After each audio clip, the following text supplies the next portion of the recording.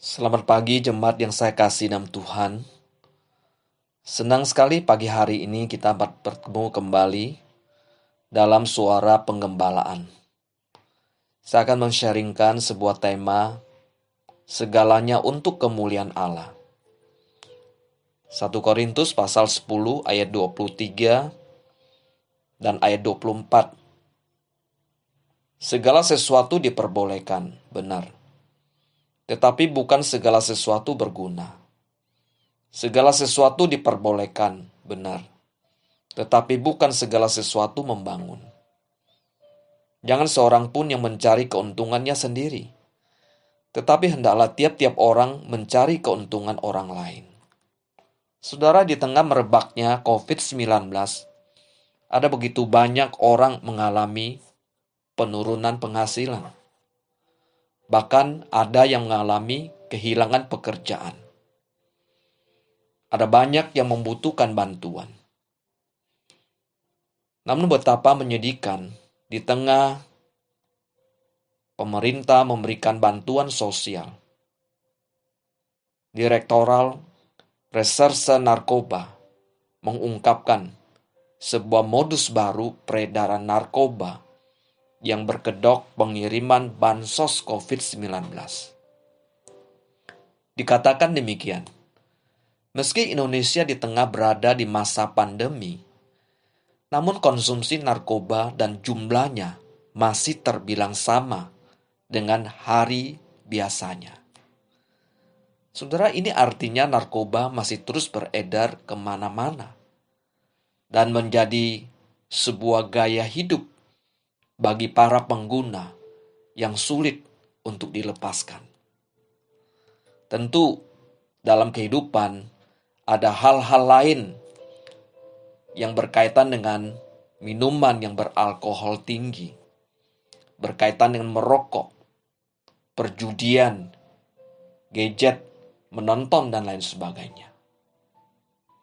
Saudara, jemaat Korintus yang dipengaruhi latar belakang budaya Yunani juga mempunyai kebiasaan pesta pora, pesta makan, dan kebiasaan menyembah berhala dan makan minum apa yang sudah dipersembahkan kepada dewa-dewa.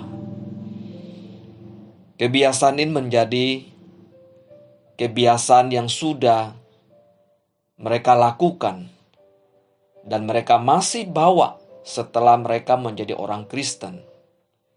Pesta pora, pesta makan dan makan minum yang telah dipersembahkan kepada berhala adalah hal yang lumrah. Namun karena ada tetangga Kristen lain yang lemah imannya, keberatan dengan perilaku orang Kristen yang suka makan minum barang-barang yang sudah dipersembahkan kepada berhala. Baginya setelah di dalam Kristus harus ada perbedaan. Tidak lagi seperti orang-orang yang belum mengenal Tuhan. Tidak lagi mengikuti perilaku cara hidup yang lama. Saudara, untuk membenarkan diri, orang-orang yang suka pesta pora, suka makan-makan yang sudah dipersembahkan kepada berhala, mereka mengatakan, bukankah kita sudah dalam Tuhan? Bukankah kita orang sudah dibebaskan? Bukankah segala sesuatu diperbolehkan?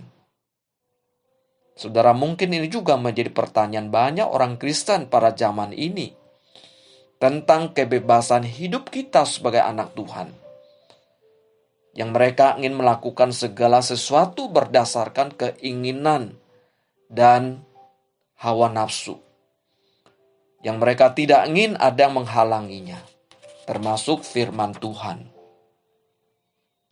1 Korintus pasal 8 ayat 8-9 mengatakan demikian. Makanan tidak membawa kita lebih dekat dengan Allah. Kita tidak rugi apa-apa kalau tidak kita makan, dan kita tidak untung apa-apa kalau kita makan. Tetapi jagalah supaya kebebasan ini jangan menjadi batu sandungan bagi mereka yang lemah. Saudara, di sini saya garis bawahi. Kebebasanmu jangan menjadi batu sandungan bagi orang lain. Perilaku kehidupan anak Tuhan sangat penting, baik di hadapan Tuhan maupun di hadapan sesama. Melalui kesaksian kehidupan kita, imannya diteguhkan. Sebaliknya, karena kebebalan kita, imannya menjadi lemah. Karena itu Rasul Paulus mengingatkan, supaya setiap orang harus menjaga, jangan karena kebebasannya orang lain menjadi tersandung. Bukankah kita pernah mendengar ungkapan demikian? Jangan menjadi penghalang orang lain masuk ke dalam surga. Ini menunjuk pada orang Kristen yang tidak menjaga kehidupannya sebagaimana yang Tuhan kehendaki. Kehidupannya bukan saja menjadi batu sandungan bagi anak-anak Tuhan yang ingin bertumbuh, tetapi juga menjadi penghalang bagi mereka yang di luar yang mau percaya kepada Tuhan. Paulus katakan, segala sesuatu diperbolehkan. Benar, tetapi bukan segala sesuatu berguna. Segala sesuatu diperbolehkan. Rasul Paulus katakan benar, tetapi bukan segala sesuatu membangun. Apa makna statement ini? Dan apa yang ingin Paulus katakan kepada mereka? Paulus tentu tahu kebebasan orang Kristen dewasa untuk menikmati hak-hak istimewanya di dalam Kristus. Segala sesuatu diperbolehkan, tetapi bukan semua berguna. Karena ada beberapa hal dapat membawa kita kepada perhambaan. Segala sesuatu berguna, tetapi ada beberapa kegiatan dapat menyebabkan saudaramu yang lemah imannya tersandung. Anak Tuhan yang dewasa akan mengerti bagaimana mengimbangi kebebasan kita dengan bertanggung jawab. Kalau tidak, kebebasan itu bukan lagi kebebasan, melainkan menjadi kekacauan. Sebagai anak Tuhan yang dewasa, kita semua mempunyai tanggung jawab terhadap saudara seiman di dalam jemaat kita. Kita bertanggung jawab untuk membangun orang lain dalam iman.